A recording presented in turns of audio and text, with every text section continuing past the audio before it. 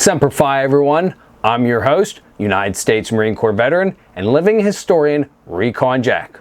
On today's episode, I will discuss the life and service of Lieutenant Colonel Anthony Wayne Gale, who was the 4th Commandant of the Marine Corps and the only one ever fired. Fewer records survive concerning him than any other Commandant, and he is the only Commandant for whom Marines neither know his burial location nor have a portrait or likeness.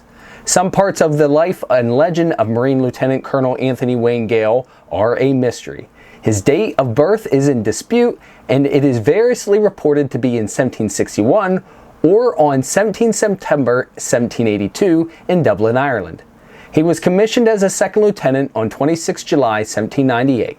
According to a transcript of a 23 October 1838 letter to President Martin Van Buren, Anthony Gale writes, "As a military man that I embraced in my 19th year," which would place his birth in 1779 or 1780.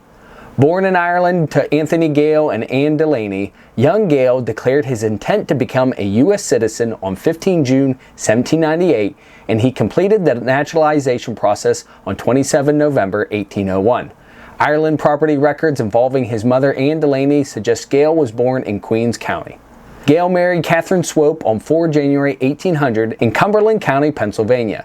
The couple settled in Philadelphia and had 3 children: Amelia, who died after 4 weeks, a son, Washington Anthony, and another daughter, Emily, both of whom survived into adulthood. In response to overspending of federal funding, the U.S. government did what it has always done to save money. They vastly downsized the military, and it abolished the Marine Corps after the American Revolutionary War. When President John Adams authorized the formation of the Marine Corps on 11 July 1798, Gale was eagerly among the first to apply for a commission as a 2nd lieutenant, numbered 9th of 18 first lieutenants, which he received on 2 September 1798. He was first assigned recruiting duty in Philadelphia, Pennsylvania, where he also was responsible for guarding prisoners of the quasi-war with France. Gale has already shown his immense love for his nation, and he will soon prove his dedication to the Marine Corps. Early in his Marine career, Gale thrived as a seagoing officer and proved his worth as a fierce fighting force. In fairly quick succession, he directed his Marine detachment on forays against the French, the Barbary pirates, the British, and a U.S. naval officer. Angered by the mistreatment of a Marine sentry, Gale killed Navy Lieutenant Alan McKenzie in a duel. This incident, perceived to be an affront to the Corps, subsequently brought Commandant William W. Burroughs' approval of Gale's defense of the Corps' honor. I can hardly think of a truer way to demonstrate an esteemed respect for the Marine Corps as a whole and the Marines serving under his command than to kill an officer of another branch in a duel for dissing one of your boys. As the story goes, Gale was ship's company commander aboard 24-gun frigate USS Ganges in November 1799 when Navy Lieutenant Alan McKenzie had one of the Marines put in irons without first consulting Gale. When Gale inquired McKenzie about the incident, Gale reportedly called McKenzie a rascal and struck him across the face.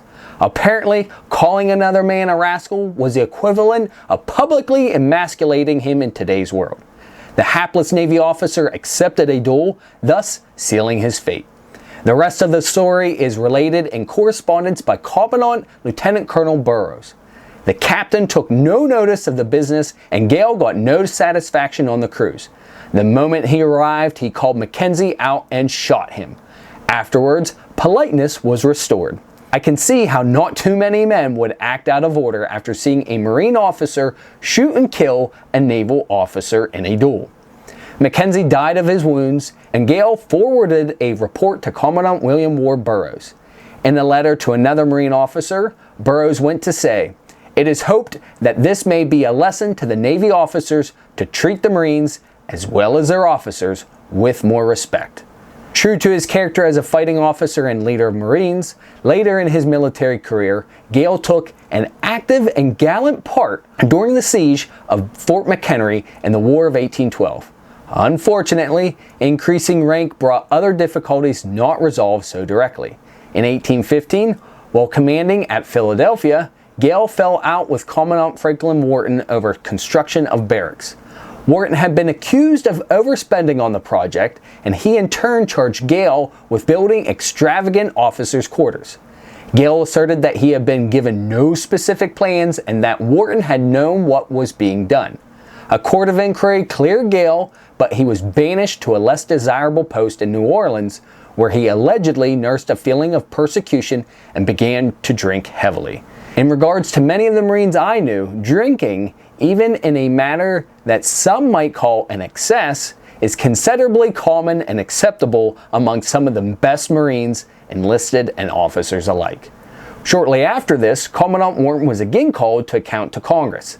This time he was accused of fleeing Washington rather than leading his Marines into the Battle of Bladensburg. When convened, his court-martial consisted of 3 Navy captains and 1 captain of Marines, Captain Anthony Gale. The court decided that the Marines ashore were subject to Army, not Navy courts under the Articles of War, and the charges were ultimately dropped. Gale's duties on the Commandant's court-martial complete, he was promoted to Major and transferred to Command Marine Barracks, New Orleans.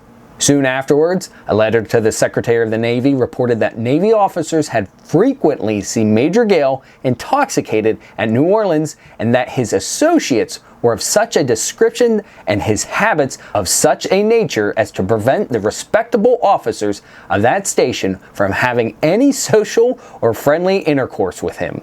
These actions, though generally accepted by enlisted Marines, are often looked upon with distaste by politicians and the high brass. Daniel T. Patterson, commander of the New Orleans Naval Station, wrote to the Secretary, "It is reluctantly and with extreme regret that I have again to address you relative to the Marines of this station, but longer to remain silent would be to neglect my duty. The non-commissioned officers and privates are, without exception, the most depraved, abandoned, and drunken set of men ever collected together." Personally, this letter sounds like a compliment to Major Gale, along with the officers and enlisted Marines under his command. When Marines have no battles to be won, they tend to start their own fights. To paraphrase World War I commander of the American Expeditionary Forces, U.S. Army General Blackjack Pershing, the deadliest weapon in the world is a bored Marine. While Brevet Major Gale was preparing to go to Washington to answer the preceding charges, Commandant Wharton died on 1 September 1818. Although next senior at the time of Wharton's death, Gale had to battle for the job. At the time, the Corps was authorized only 1 lieutenant colonel and 2 majors. One could only rise in rank by virtue of the death or removal of a superior officer, and when Wharton died, a scramble for the commandant's job ensued. Major Samuel Miller, the adjutant and inspector at the Marine Corps headquarters, 2 days after notifying Navy Secretary Benjamin Crowninshield of Wharton's death, considering himself well suited for the job, suggested that he conduct the affairs of the commandant until a successor was appointed. Never mind the fact that Gale was senior most in ranking amongst his fellow Marine officers, political bureaucracy would soon unfold in the worst of ways, and a personal beef between Gale and the future Grand Old Man of the Marine Corps would ensue. I hope you enjoyed today's episode of Recon Jack, and perhaps you've learned something new. Stay tuned for part 2 of this episode as I continue to explore the hallowed history, traditions, and individuals of the United States Marine Corps. Also, please feel free to like this video, subscribe to my channel, click that notification bell, and leave a comment in the section below. I always enjoy interacting with you folks and seeing the growth of this channel. Please don't hesitate to tell a friend or family member or email me directly to recon_jack@hotmail.com. Also, a special thanks to Jared and Andy over at Real History. If you haven't yet subscribed to them, they have an excellent channel, and if it wasn't for them, I wouldn't be here today. As always, Semper Fi, and carry on.